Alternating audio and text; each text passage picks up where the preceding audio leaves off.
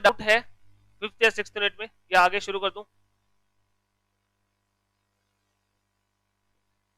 क्या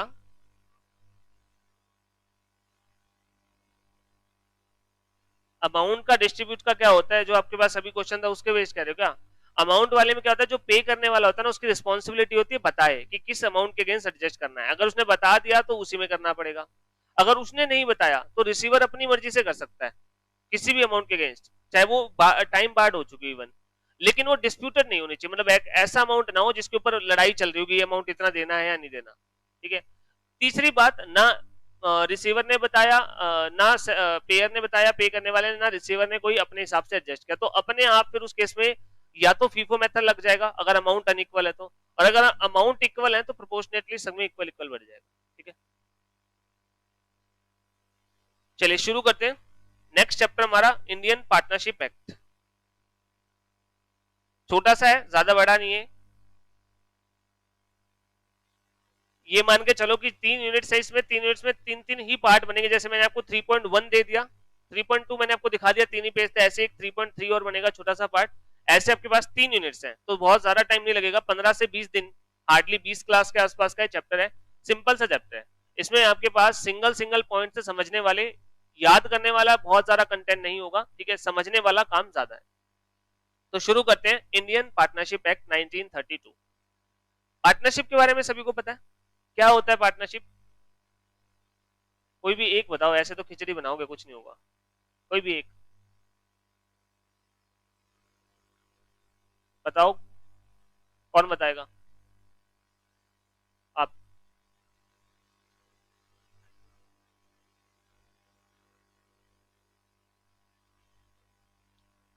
दो या दो से अधिक व्यक्ति मिलकर कॉन्ट्रैक्ट करते हैं।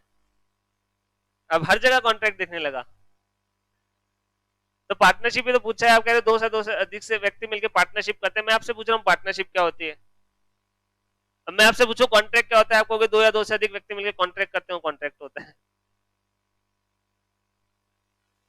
मिलके काम करना। और बैठ जाइए। हाँ,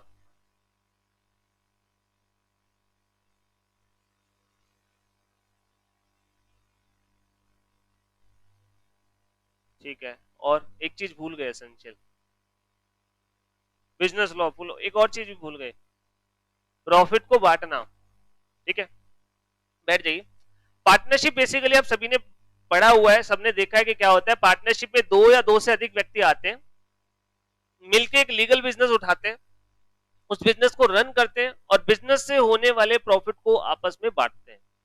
यहां पे एक पार्टनरशिप मानी जाती है। ठीक है, तो पार्टनरशिप आप देखोगे कि हर जगह होती है, बहुत कॉमन है पार्टनरशिप। जहां पे भी एक व्यक्ति के पास सफिशिएंट पैसा नहीं होता बिजनेस को चलाने के लिए, या एक्सपर्टीज नहीं होती, या वो उतना रिस्क नहीं लेना चाहता, तो वो दो या तीन व्यक्ति मिलकर काम करते हैं। दो या तीन व्यक्ति जब होते हैं, आपने भी देखा होगा, आपको कोई काम करना है अकेले वो थोड़ा डर रहता है, लेकिन साथ में कोई आ जाए तो होता है कि चलो अब तो कर लेंगे। जैसे मान लो कईयों के माइंड में था सीए करें या ना करें, फिर एक फ्रेंड ने कहा कि हाँ करेंगे, फिर ये लगा कि हाँ अब तो हम कर सकते हैं। ठीक है, क्या हो ऐसा होता है, आया ना? किस किस के साथ ऐसा हुआ है कि फ्रेंड आया था तो चलो हम भी अब तो कर लेंगे, मन था कहीं ना कहीं, बट अकेले जाने की हिम्मत नहीं हो रही थी, बट साथ में फ्रेंड दिखा तो ठीक है अब तो हम साथ में चलेंगे और करेंगे। कौन कौन है ऐसा? कोई नहीं है, एक भी नहीं है, चलो बढ़िया है। तो इंडियन पार्टनरशिप एक्ट उसी पार्टनरशिप के बारे में रूल्स बताते हैं। जैसे देखो अभी हमने कॉन्ट्रैक्ट एक्ट पढ़ा, तो आप समझ गए कि एक एक्ट क्या बताता है आपको। आपने कॉन्ट्रैक्ट एक्ट में ये देखा कि कॉन्ट्रैक्ट बनेगा कैसे, एक कॉन्ट्रैक्ट में क्या क्या गुण होने चाहिए, कॉन्ट्रैक्ट जब बन जाएंगे तो उसे निभाया कैसे जाएगा, और अगर किसी पार्टी ने कॉन्ट्रैक्ट तोड़ दिया तो क्या होगा, ये सारा हमने पढ़ लिया। सिमिलर वे में पार्टनरशिप जब बनती है तो पार्टनरशिप कैसे बनाई जाएगी, एक पार्टनरशिप में क्या क्वालिटी होनी चाहिए, पार्टनर्स के अधिकार क्या होंगे, पार्टनर्स के ऑब्लिगेशन क्या होंगे, वो सब कुछ हमें पार्टनरशिप एक्ट में बताया जाएगा। आपने देखा है कि पार्टनरशिप में प्रॉफिट हमेशा एक प्रॉफिट शेयरिंग रेशियो में बांटा जाता है, और कुछ ना गिवन होता तो हम कितना मानते थे, इक्वल। ये चीज कहां पे लिखी गई है? ये लॉ में लिखी गई है, पार्टनरशिप एक्ट में लिखी गई है। ठीक है, ये चीज पार्टनरशिप एक्ट में लिखी गई है। आप जो डेफिनेशन कहते हो कि दो व्यक्ति या दो से ज्यादा व्यक्ति होने चाहिए, बिजनेस करेंगे, प्रॉफिट बांटेंगे, सारी चीज कहां पे लिखी हुई है? पार्टनरशिप एक्ट में। माइनर को पार्टनरशिप में एडमिट किया जा सकता है या नहीं, लेकिन प्रॉफिट के लिए। ये भी कहां पे लिखा गया है? पार्टनरशिप। इंडियन कॉन्ट्रैक्ट एक्ट में नहीं लिखा, आपको ध्यान हो तो मैंने वहां भी जब लाइन पढ़ी थी तो नीचे लिखा था section 30 of Indian partnership act, ना कि इंडियन कॉन्ट्रैक्ट एक्ट। तो वहां भी क्या लिखा हुआ है, पार्टनरशिप एक्ट लिखा हुआ है। तो पार्टनरशिप एक्ट में ये चीज मेंशन है कि माइनर को पार्टनरशिप में पार्टनर बनाया जा सकता है, लेकिन सिर्फ और सिर्फ प्रॉफिट के। अच्छा, क्या पार्टनर के पास बुक्स ऑफ अकाउंट चेक करने के अधिकार होते हैं या नहीं, ये भी आपने पढ़ा हुआ है, ठीक है। तो वो कहां पे लिखा गया, ये भी पार्टनरशिप में लिखा हुआ है। तो बेसिकली सारी चीजें पार्टनरशिप एक्ट में लिखी हुई है। आपने कुछ कुछ चीजें उनकी पढ़ ली ऑलरेडी, बिकॉज जब आप थ्योरी पढ़ते हो पार्टनरशिप अकाउंटिंग की तो वहां पे कुछ कुछ चीजें मेंशन थी, वहीं पे पढ़ी है सभी ने, वहीं पे पढ़ी है। जब पार्टनरशिप अकाउंटिंग हम करते थे अकाउंट्स में तो उससे पहले थोड़ा सा थ्योरी का पोर्शन आता था, वहां पे लिखा हुआ था सब कुछ। अब वही हमें लॉ की लैंग्वेज में, लॉ में कैसे क्या क्या लिखा हुआ है सब कुछ पढ़ना है, ठीक है। तो शुरू करते हैं इंडियन पार्टनरशिप एक्ट। सबसे पहले पार्टनरशिप का मीनिंग, ये डेफिनेशन आपको ऑलरेडी पता है और वही डेफिनेशन यहाँ पे मेंशन की गई है, और जो डेफिनेशन आप पढ़ते हो वो सेक्शन 4 में मेंशन है, ठीक है। सेक्शन 4 में मेंशन है क्या, partnership is the relation between persons. अब पर्संस वर्ड होगा, यहाँ दो भी हो सकते हैं और दो से ज्यादा भी हो सकते हैं। Who have agreed to share the profits of a business carried on by all or any of them acting for all. अभी आप में से किसी ने कहा था कि बिजनेस किया जाएगा और बिजनेस सभी चलाएंगे या सभी के बिहाफ पे एक चलाएगा, यही हो सकता है। यहां भी तो यही मेंशन है कि एक बिजनेस होगा जिसे या तो सारे चलाएंगे या उनके बिहाफ पे कुछ या वो एक कोई चला सकता है, तो ये होता है पार्टनरशिप। तो partnership is a relation between partners या पर्संस, ठीक है, जो किसी बिजनेस के प्रॉफिट को बांटेंगे। अच्छा, बिजनेस क्या होना चाहिए यहाँ पे आपका, लीगल। अगर आप किसी बैंक में रॉबरी करोगे और फिर उसके प्रॉफिट को बांटने के लिए अगर एग्रीमेंट करते हो तो क्या वो पार्टनरशिप होगी, पार्टनरशिप है, बट स्ट्रिक्ट सेंस 1932 एक्ट के अंडर वो नहीं आएगी, बिकॉज आप इलीगल काम कर रहे हो। अच्छा, अगर मैं आपसे कहूं कि partnership is a type of a contract, तो क्या कहोगे, ट्रू और फॉल्स? क्या पार्टनरशिप भी कोई कॉन्ट्रैक्ट है या नहीं, एग्रीमेंट ही है, यहाँ भी तो कॉन्ट्रैक्ट ही है ना, सब कुछ लीगल कर रहे हो, प्रॉफिट बांट रहे हो, क्या पार्टनरशिप भी एक कॉन्ट्रैक्ट ही है या नहीं, ये भी एक टाइप ऑफ कॉन्ट्रैक्ट ही है, ठीक है।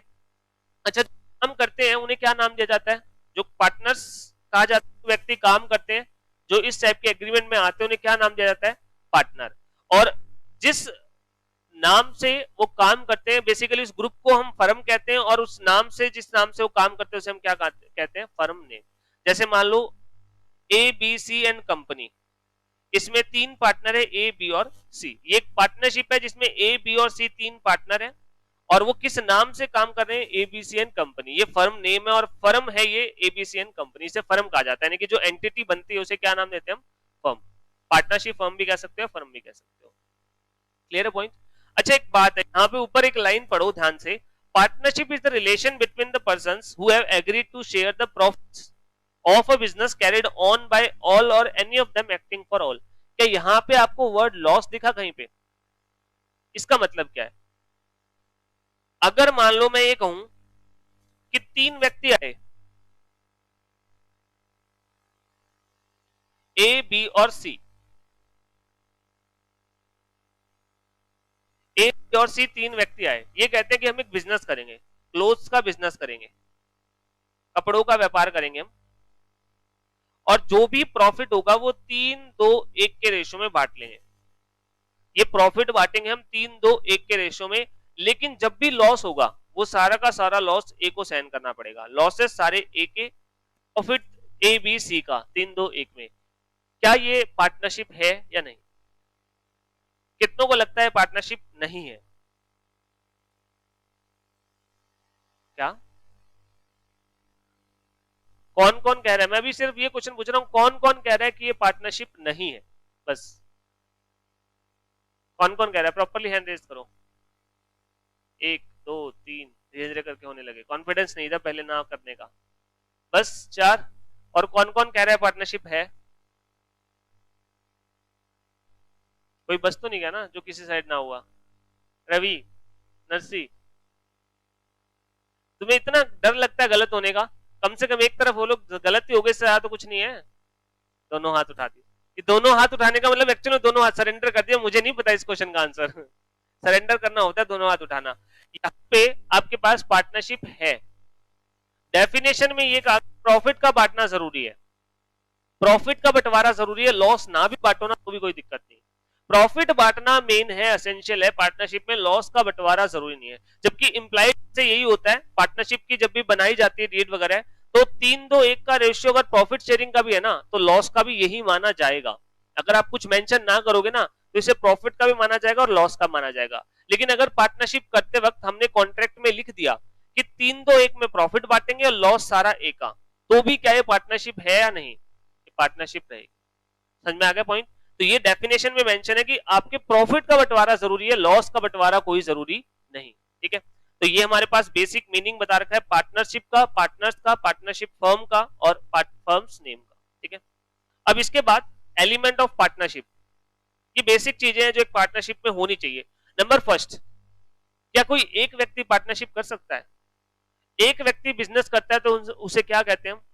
Sole proprietorship. दो व्यक्ति काम करते हैं तो पार्टनरशिप। ठीक है, और इसका अगर आप एडवांस फॉर्म में करने आओ बिजनेस तो क्या बन जाती है? कंपनी।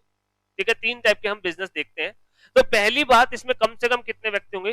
2, एसोसिएशन ऑफ 2 और मोर पर्सन। ठीक है, दूसरा, पार्टनरशिप भी एक टाइप का कॉन्ट्रैक्ट ही है, तो क्या इसमें भी एक एग्रीमेंट होगा या नहीं? अच्छा, उस एग्रीमेंट को किस कागज के थ्रू जाना जाता है? Partnership deed. Partnership deed basically आपके कॉन्ट्रैक्ट की एक जो है कॉपी है, उसमें क्या क्या टर्म्स एंड कंडीशन अप्लाई करेंगे वो सब कुछ मेंशन ही होता है। तो पार्टनरशिप डीड वो एग्रीमेंट है जिससे आप देख सकते हो कि पार्टनर्स ने क्या एग्री किया है। अब इसमें क्या क्या चीजें होती है, कोई बताएगा? फर्म का नाम क्या होगा और बिजनेस क्या करेंगे, पार्टनर्स पूंजी कितनी लगाएंगे, पार्टनर्स को इंटरेस्ट मिलेगा या नहीं कैपिटल पे, पार्टनर्स को ड्राइंग पे इंटरेस्ट देना है या नहीं, प्रॉफिट शेयरिंग रेशियो क्या होगा। ठीक है, और कौन काम करेगा, किसके पास क्या पावर होंगी, कहां पे काम किया जाएगा, रजिस्टर्ड प्लेस ऑफ बिजनेस, ये सारा कुछ लिखा होता है। लड़ाई होगी तो क्या होगा, ये सारा कहां पे लिखा होता है? तो ये एग्रीमेंट ही आपका एक टाइप से। तो दूसरी बात एग्रीमेंट होता है। तीसरी बात, एक बिजनेस का होना जरूरी है और वो भी क्या होना चाहिए? Legal. Fourth, agreement to share profit होना चाहिए, प्रॉफिट का बंटवारा, बट लॉसेस कोई जरूरी नहीं है, लॉसेस का बंटवारा कोई जरूरी नहीं है। और बिजनेस कोई एक भी चला सकता है या सारे भी, carrying by one or all, कोई एक चला सकता है, सारे चला सकते हैं, 5 में से क्या 2 भी चला सकते हैं, यानी बिजनेस कोई भी चला सकता है। यानी कि अगर मैं ये कहूं कि ए बी सी तीनों मिलके काम कर रहे हैं लेकिन बिजनेस सारा ए चला रहा है, तो क्या इसे पार्टनरशिप माना जाए या ना माना जाए? माना जाएगा, कोई दिक्कत नहीं है। जरूरी ये नहीं कि बिजनेस कौन चला रहा है, जरूरी ये है कि प्रॉफिट को बांटा जा रहा है या फिर नहीं।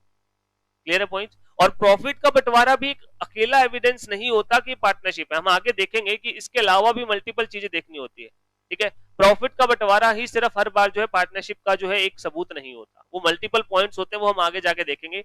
ये हमारे बेसिक एलिमेंट्स है जो डेफिनेशन से भी निकल के आते हैं। पहली बात, 2 या 2 से ज्यादा व्यक्ति, दूसरा एग्रीमेंट, तीसरा business, fourth sharing of profit और fifth business carrying by any one or all of them. ठीक है, अब इन्हें वन बाय वन देखते हैं। सबसे पहला, एसोसिएशन ऑफ 2 और more person. Partners should be a person recognised by law, 2 या 2 से ज्यादा व्यक्ति होने चाहिए और जो पर्सन है वो रिकॉग्नाइज्ड बाय लॉ होने चाहिए, वो लॉ से मान्यता प्राप्त एक अलग व्यक्ति होना चाहिए। Therefore a firm since it is not a person recognised in the eyes of law cannot be a partner. एक फर्म जो है वो किसी दूसरी पार्टनरशिप फर्म में पार्टनर नहीं बन सकती। मतलब क्या है कहने का, मिस्टर राम और मिस्टर श्याम दो ह्यूमंस हैं, क्या ये दोनों मिलके पार्टनरशिप कर सकते हैं या नहीं? कोई दिक्कत है? नहीं है। एक तरफ मिस्टर राम है और एक तरफ एक कंपनी है एबीसी प्राइवेट लिमिटेड, क्या ये दोनों मिलके एक पार्टनरशिप कर सकते हैं या नहीं? आया ना? ये भी कर सकते हैं, कोई दिक्कत नहीं है। एक तरफ है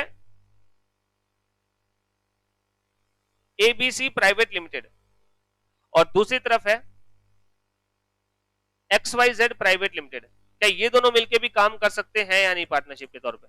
ये भी कर सकते हैं, कोई दिक्कत नहीं है। लेकिन अगर मान लो एक तरफ है ABCN कंपनी, ये एक पार्टनरशिप फर्म है, और दूसरी तरफ है मिस्टर ए, क्या ये मिलके पार्टनरशिप बना सकते हैं? क्या ये मिलके पार्टनरशिप बना सकते हैं?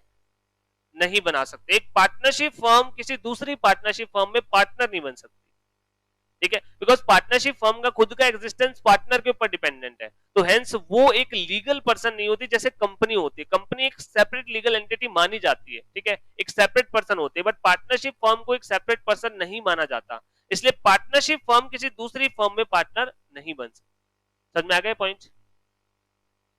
एक पार्टनरशिप फर्म किसी दूसरी फर्म में पार्टनर नहीं बन सकती, मतलब एबीसी कंपनी और मिस्टर ए, या मिस्टर ए की जगह मान लो एक और पार्टनरशिप फर्म ही है, पीएसआर कंपनी, दोनों ही पार्टनरशिप फर्म्स हैं।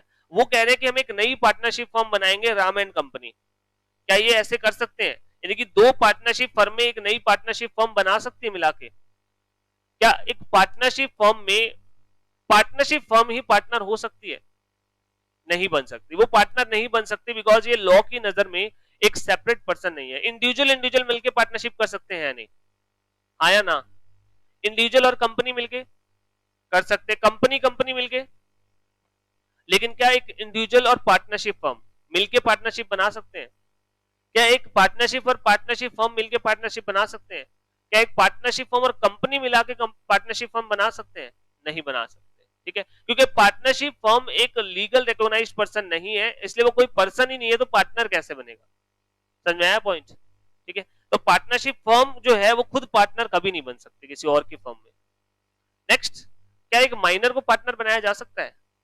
लेकिन सिर्फ a minor cannot be partner but with the consent of all the partners may be admitted to the benefit of partnership, ठीक है।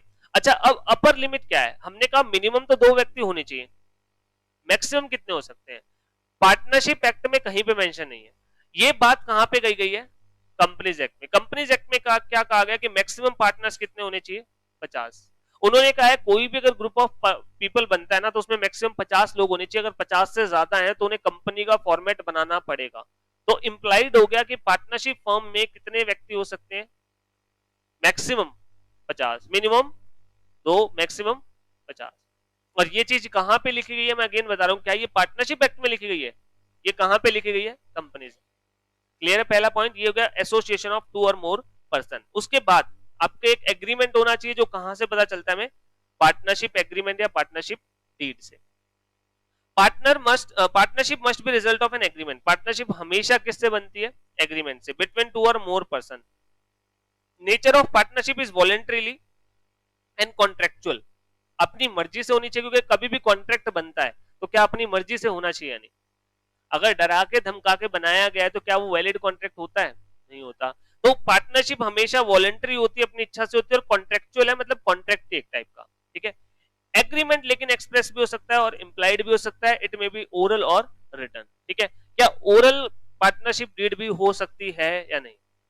हो सकती है, कोई दिक्कत नहीं, यानी कि हर बार रिटर्न में करवाना जरूरी नहीं, आप पैसे भी कर सकते हो, ठीक है। तो ये आपके पास हो गया नेक्स्ट पॉइंट कि एग्रीमेंट होना जरूरी है। तीसरा, एक बिजनेस होना जरूरी है। और जब हम बात करते हैं बिजनेस की, तो बिजनेस में सब कुछ आता है, ट्रेड, ऑक्यूपेशन, प्रोफेशन, कुछ भी हो सकता है। बिजनेस वर्ड काफी वाइड है। अब बिजनेस का मतलब ये नहीं है कि सिर्फ आप कोई ट्रेडिंग का काम कर रहे हो तो ही पार्टनरशिप होगी, मैन्युफैक्चरिंग में भी हो सकती है। अच्छा, आप सीए हो, 4 व्यक्ति सीए हैं, क्या वो मिलकर पार्टनरशिप कर सकते हैं? नहीं। तो क्या वो बिजनेस थोड़ी करेंगे, वो प्रोफेशन करेंगे, बट बिजनेस वर्ड में सब कुछ शामिल आ गया, ठीक है। मोटिव ऑफ द बिजनेस क्या होना चाहिए? एक्विजिशन ऑफ गेन, कमाई करना है, और वो कमाई बाद में आपस में बांटनी भी है।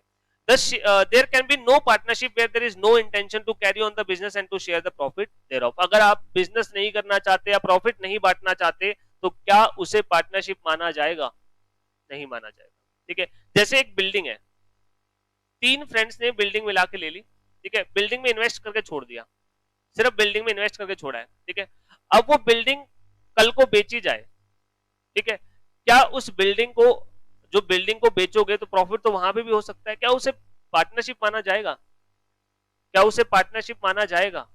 नहीं माना जाएगा, बिकॉज आप कोई बिजनेस नहीं कर रहे, ठीक है, ये कोई बिजनेस नहीं है।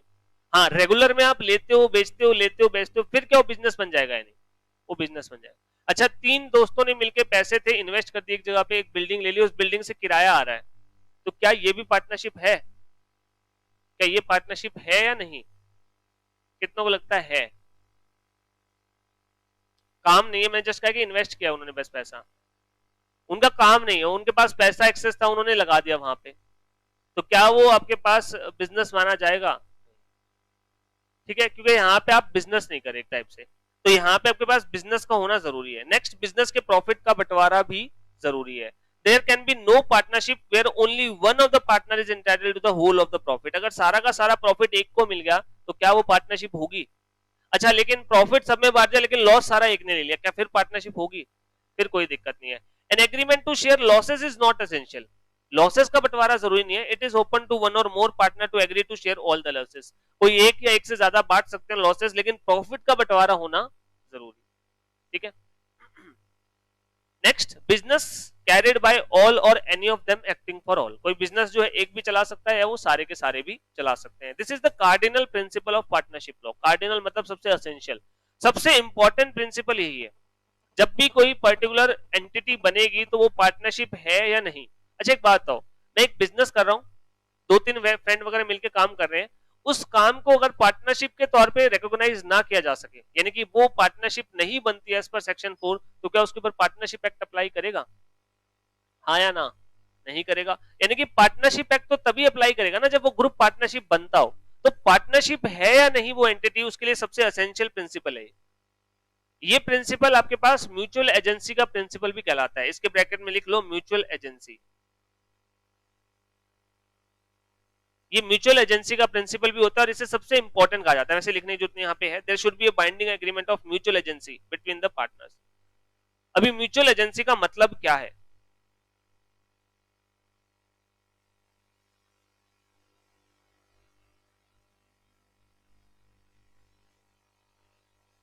म्यूचुअल एजेंसी वर्ड का मतलब क्या है कि हर पार्टनर अपने आप में प्रिंसिपल भी है और एजेंट भी है।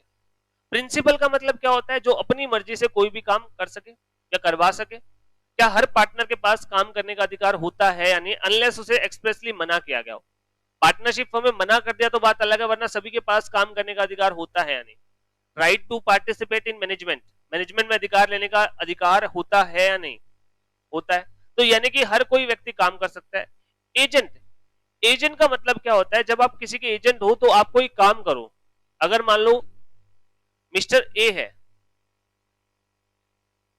उसने क्या कहा, मिस्टर बी जो है मेरा एजेंट है, तो ये प्रिंसिपल हुआ और ये एजेंट हुआ। अब मिस्टर ए ने सभी को बता रखा है कि मिस्टर बी मेरा एजेंट है, जब भी वो माल लेने आए या बेचने आए तो तुम ट्रांजेक्शन इसके साथ कर सकते हो। क्या मिस्टर ए ने एज अ प्रिंसिपल अनाउंसमेंट कर दिया? नहीं कर दी। अब मिस्टर बी मिस्टर सी के साथ कोई डीलिंग करता है, किसी भी टाइप की डीलिंग करता है, मान लो सामान खरीद लिया और वो सामान वो अपने घर ले गया, मान लो 50 केजी कोई सामान खरीदा और अपने घर ले गया, क्या कल को मिस्टर ए उस सामान के लिए लाइबल होगा या नहीं होगा? आया ना? मिस्टर बी ने ये सामान खरीदा है ये बोल के कि मिस्टर ए का एजेंट हूं और हेंस तुम मुझे माल दे दो, तो क्या यहाँ पे अगर सी सप्लाई कर देता है तो क्या मिस्टर ए भी लाइबल होगा या नहीं होगा? क्योंकि मिस्टर ए ने भी तो अनाउंसमेंट कर रखी ना कि बी मेरा ही एजेंट है, जब वो माल लेने आए दे देना, तो क्या अब ये लाइबल हो जाएगा या नहीं? तो होता क्या है, जब भी आप एजेंट होते हो ना तो आपके काम से आपके जो प्रिंसिपल होते हैं उनके ऊपर इंपैक्ट आता है। पार्टनरशिप फर्म में भी यही होता है। पार्टनरशिप फर्म में अगर कोई पार्टनर ने कोई काम कर दिया तो क्या पूरी पार्टनरशिप फर्म उसके लिए लाइबल हो जाती है? नहीं। हाँ या ना? अगर कोई पार्टनर्स की कैपेसिटी में कोई काम करता है, सपोज एक पार्टनर गया, उसने कहा कि मैं एबीसीएन कंपनी का पार्टनर हूं, प्रूफ भी दिखा दिया और जाके कहता है कि 100 किलो माल तुम इस डेट को डिलीवर कर देना, क्या अब पार्टनरशिप फर्म को वो माल खरीदना पड़ेगा या नहीं खरीदना पड़ेगा? हाँ या ना? पार्टनर के पास जो है ट्रांजेक्शन करने का अधिकार था, उसने पार्टनरशिप फर्म के बिहाफ पे कर दिया, तो क्या पूरी की पूरी फर्म लाइबल होगी या नहीं होगी? और सिमिलर वे में जो है आपके पास एक पार्टनर इंस्ट्रक्शन भी देता है एंड सामने वाले के द्वारा, दूसरे पार्टनर के द्वारा काम किए गए काम के लिए वो लाइबल भी होता है। इसे हम कहते हैं म्यूचुअल एजेंसी। आप औरों को लाइबल बना भी सकते हो और औरों के काम से आप लाइबल हो भी सकते हो। जैसे अगर मान लो पार्टनरशिप फर्म में 3 पार्टनर है ए बी सी, अगर सी जाके कोई काम कराए तो क्या उसके लिए ए और बी लाइबल होंगे या नहीं? तो इस केस में इस पर्टिकुलर टाइम पे सी एक एजेंट है और ए और बी क्या बन गए? प्रिंसिपल। और अगर किसी दूसरे केस में बात करूं तो ए जाके काम कराए तो क्या बी और सी लाइबल होंगे या नहीं? अब ए क्या बन गया और बी और सी क्या बन गए? तो क्या हर पार्टनर अपने आप में एजेंट और प्रिंसिपल दोनों होता है? यानी ए के पॉइंट ऑफ व्यू से देखें तो वो सोच रहा है कि यार मैं कुछ काम करूंगा तो सारे लाइबल हो जाएंगे, तो मैं क्या हूं? एजेंट। और अगर कोई और काम करेगा तो मैं भी लाइबल हो जाऊंगा, तो वो क्या बन गया? प्रिंसिपल। तो एक टाइम पे वो प्रिंसिपल भी है और एजेंट भी।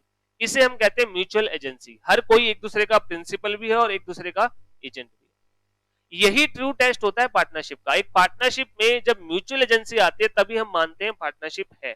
मैं बहुत सारे एग्जांपल आपको बताऊंगा नेक्स्ट क्लास में, कल तो आपका टेस्ट है, जब आपको समझ में आएगा कि हाँ क्यों म्यूचुअल एजेंसी बहुत ज्यादा जरूरी है। म्यूचुअल एजेंसी नहीं होती तो कोई पार्टनरशिप नहीं बन सकती। An act of one partner in the course of business is in fact an act of all partner। अगर एक पार्टनर कोई काम करता है तो एक टाइप से सभी का काम होता है, सभी उससे लायबल होते हैं। He is an agent, हर व्यक्ति एक एजेंट है, in so far he can bind the other partners, क्योंकि वो जब भी कोई काम करेगा तो क्या बाकी सारे उससे लायबल हो जाते हैं या नहीं, आया ना। एंड ही इज प्रिंसिपल, वो प्रिंसिपल भी है, बिकॉज ही इज बाउंड, वो खुद बंधा हुआ है और सभी काम की वजह से वो लायबल हो जाता है। यानी कि पावर टू इन्फ्लुएंस अदर या बाउंड अदर, आप एजेंट हो, और अगर आप औरों के काम किए गए काम से जो है बाउंड हो जाते हो या लायबल होते हो तो आप क्या हो, प्रिंसिपल हो। ठीक है। The true test of partnership is mutual agency. Mutual agency ही ट्रू टेस्ट है rather than sharing of profit. Profit sharing तो बहुत जगह पे हो सकती है बट वहां पे पार्टनरशिप नहीं होती। ठीक है। तो यहाँ पे आपके पास if the element of mutual agency is absent then there will be no partnership. ये सबसे इंपॉर्टेंट है म्यूचुअल एजेंसी। इसको हम फर्दर नेक्स्ट क्लास में डिस्कस करेंगे। ठीक है। मैं एग्जांपल से बताऊंगा कैसे म्यूचुअल एजेंसी आपके पास जो है सबसे जरूरी होती है। तो ये था बेसिक, पार्टनरशिप क्या होती है और उसमें क्या वैलिड एसेंशियल है। आज के लिए बस इतना ही, ज्यादा बड़ी बड़ी यूनिट्स नहीं है यहाँ पे, छोटा ही पार्ट है। ठीक है। आज बस यहीं तक कर लेना और इसकी नोटिंग पूरी कर लेना। कल आपका टेस्ट है तो उसकी प्रिपरेशन कर लेना। परसों फिर हम इसे फिर से स्टार्ट करते हैं।